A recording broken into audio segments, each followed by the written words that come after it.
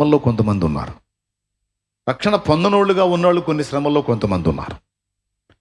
శ్రమలు మనకు రావడానికి చాలా కారణాలు ఉండొచ్చు.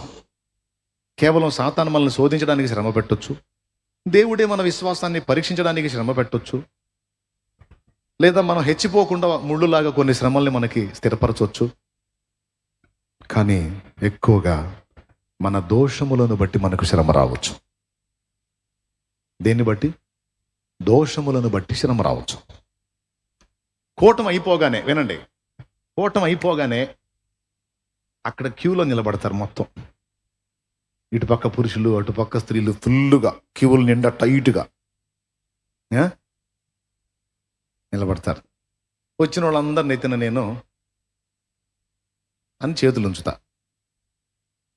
క్యూలో వస్తూ ఉంటారు, నేను చేతులు ఉంచుతా. ఒక్క విషయం చెప్తా, వినండి. నువ్వు నిజంగా దేవుని కార్యం చూడాలి, స్వస్థత పొందాలి, విడుదల పొందాలి, సమస్యల్లోంచి బయటికి రావాలి, నువ్వు ఏం ఆశించి ఆ క్యూలోకి వస్తావు, నన్ను అడుగుతావు. ఒక్క మాట నేను చెప్పనా? నేనేమన్నా దేవుణ్ణా? ఏయా, నేనేమన్నా దేవుణ్ణా?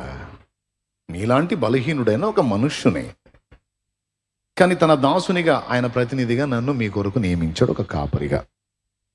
బాగుంది. నా ఆత్మీయ బిడ్డలుగా మీరు వస్తారు కనుక మీకు మేలు కలిగినట్లు నేను చేతులు ఉంచుతా. కార్యం చేయాల్సింది ఎవరు? అదే నిజంగా నేనే కార్యాలు చేసే విధంగా కానీ దేవుని స్థానంలో నేను ఉన్నట్టయితే